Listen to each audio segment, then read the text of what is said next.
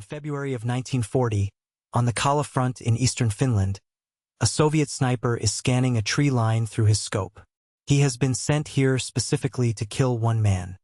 He is one of several. The Red Army has dispatched countersniper teams, artillery batteries, and, on at least one occasion, an entire infantry platoon to eliminate a single Finnish soldier who has been killing their men from the forest for 3 months. The Soviet sniper is good. He is patient. He has been in position since before dawn, lying on a white sheet spread over the snow, waiting for movement among the trees 300 meters to his north. He sees nothing. The forest is still. The temperature is minus 40 degrees Celsius. The air is so cold that breathing through his nose leaves frost on his eyelashes. He does not see the small mound of snow 60 meters to his left that was not there yesterday. The mound shifts. A rifle fires once. The Soviet sniper falls. The mound is a man. A small man, 5 feet 3 inches tall. Lying in a trench he dug himself and packed with snow until only the barrel of his rifle and the top of his white hood are visible. He is wearing a white camouflage suit over a Finnish army uniform. He is not using a telescopic sight. He uses only the iron sights that came with his rifle, because a scope produces a glint in sunlight that can give away a position, and this man does not give away positions. His name is Simo Häyhä. He is a farmer from Rautjärvi, a village near the Soviet border.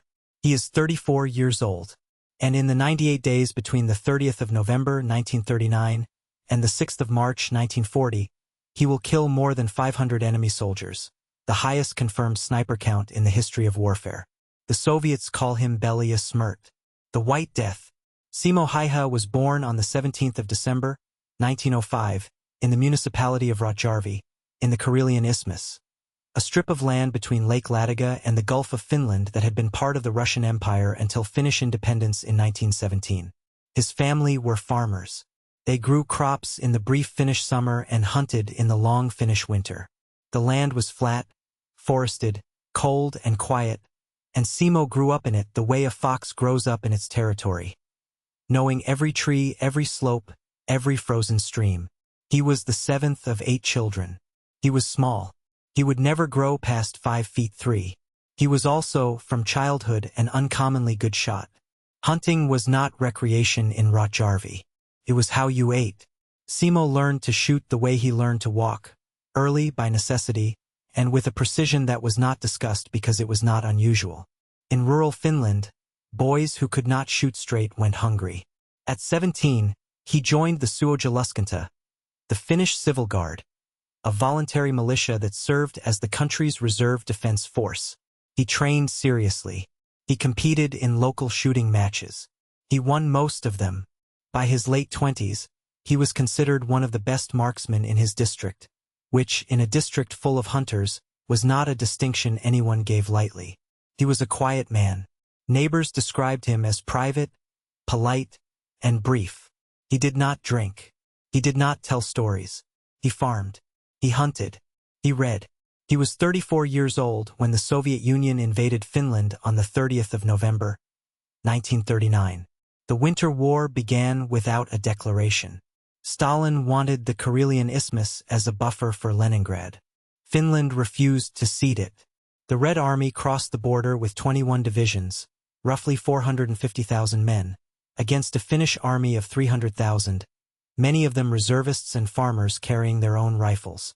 Simo Häyhä was mobilized with the 6th Company of the 34th Infantry Regiment, Javelin Group, and sent to the Kollaa River sector. Kollaa was one of the critical points of the Finnish defensive line.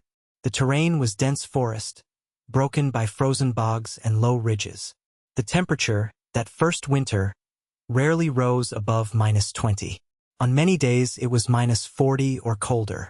At those temperatures, exposed skin freezes in minutes. Metal burns to the touch. Rifle oil thickens. Breath crystallizes into a visible cloud that can betray a man's position from 200 meters away. Simo adapted to these conditions the way he had adapted to every winter of his life. Methodically, without complaint, as if the cold were simply another fact of the landscape that had to be accounted for. He chose his weapon carefully. He carried a Finnish-made Seiko M2830, a variant of the Mosin-Nagant bolt-action rifle, rechambered and rebarreled by the Finns, widely considered one of the most accurate infantry rifles of its era. He did not use a scope. This was not stubbornness or superstition. It was calculation. A telescopic sight in the conditions at Kollaa presented three problems. First, it required the shooter to raise his head higher above cover to align his eye with the optic, an additional few centimeters that, against a countersniper, could be fatal. Second, the glass surface caught light, even the weak winter light of a Finnish December, and produced a glint visible at distance. Third, in extreme cold, the scope fogged. Iron sights had none of these problems. They required less elevation. They produced no glint. They did not fog. They were, Simo concluded, better. He was right. Between the 1st of December, 1939, and the 6th of March, 1940, a span of 98 days, Simo Häyhä recorded 505 confirmed kills with his rifle, and an estimated 200 additional kills with a Suomi KP-31 submachine gun during close-quarters engagements. The number is extraordinary. It averages to more than 5 kills per day every day for over 3 months, in conditions so extreme that simply surviving in the field was an achievement. No other sniper in recorded military history, not Vasily Zaitsev, not Chris Kyle, not Ludmila Pavlichenko, has matched it. He operated alone, or in pairs with a spotter, moving through the forest on skis. He would select a position before dawn. A snowbank, a fallen tree, a fold in the ground, and dig in. He packed snow around his position to break up his silhouette. He put snow in his mouth to prevent his breath from producing a visible vapor cloud. He lay still. He waited. Some days he waited for hours and saw nothing. Some days the Soviet infantry advanced in lines across the frozen bogs, and he fired, reloaded until they withdrew. The Soviets noticed. They noticed very quickly. They sent counter-sniper teams. Simo killed them. They sent artillery. They would identify the general area of his position and call in concentrated mortar and artillery fire to blanket the forest. Simo moved. They carpet-bombed sections of forest where they believed he was operating. Simo moved again. He was not invincible. He was simply very good at the specific set of skills that his specific landscape required: patience, stillness, cold tolerance, marksmanship at medium range without optics, and an intimate knowledge of terrain that he had walked since childhood. The White Death was not a supernatural figure. He was a farmer who knew his forest. On the 6th of March, 1940, a Soviet soldier hit Simo Häyhä in the face with an explosive bullet. The round struck his lower left jaw, tore away half of his face. He fell into the snow. The men in his unit found him and carried him to the rear. He was unconscious. The field surgeons did what they could, which was not much. They stabilized him, stopped the bleeding, and evacuated him to a hospital further back. He was in a coma for 11 days. He woke up on the 13th of March, 1940, the day the Moscow Peace Treaty was signed, ending the Winter War. He had been unconscious for the last week of the war and for the first days of the peace. He woke to a Finland that was still independent but had lost the Karelian Isthmus, including Rautjärvi, his home, his farm, the forests he had defended. Under the terms of the treaty, the entire Karelian population was relocated west. Simo Häyhä never went home again. He spent the next year in hospitals. His face was rebuilt through multiple surgeries. The jaw was reconstructed. The damage was permanent. Photographs from after the war show a face visibly altered. The left side collapsed and scarred. He never spoke about it publicly. He did not return to combat. He was promoted to second lieutenant, a rank he had not held during the war, by direct order of Field Marshal Mannerheim, the Finnish commander-in-chief. He was given a specially engraved rifle as a personal gift from Mannerheim. He returned to farming. He bred dogs, Labradors mostly, and Finnish hounds. He hunted moose. He lived in a small house in Ruokolahti near the new border, in a landscape that resembled the one he had lost but was not quite the same. He did not talk about the war unless asked. When asked, he answered briefly. The most famous of his answers came from an interview late in his life, when a journalist asked him what he felt about having killed so many men. He said, "I did what I was told to do as well as I could." He was asked what had made him such a good marksman. He said, "Practice." He died on the 1st of April, 2002. He was 96 years old.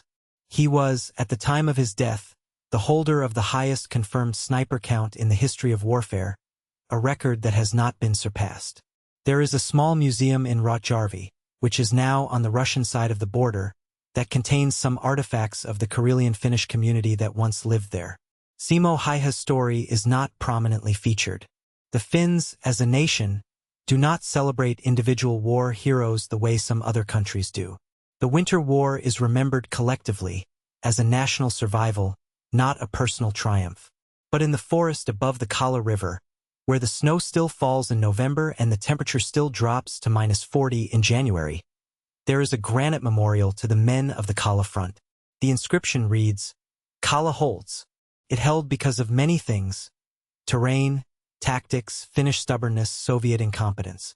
It held because of logistics and luck and the accidents of geography.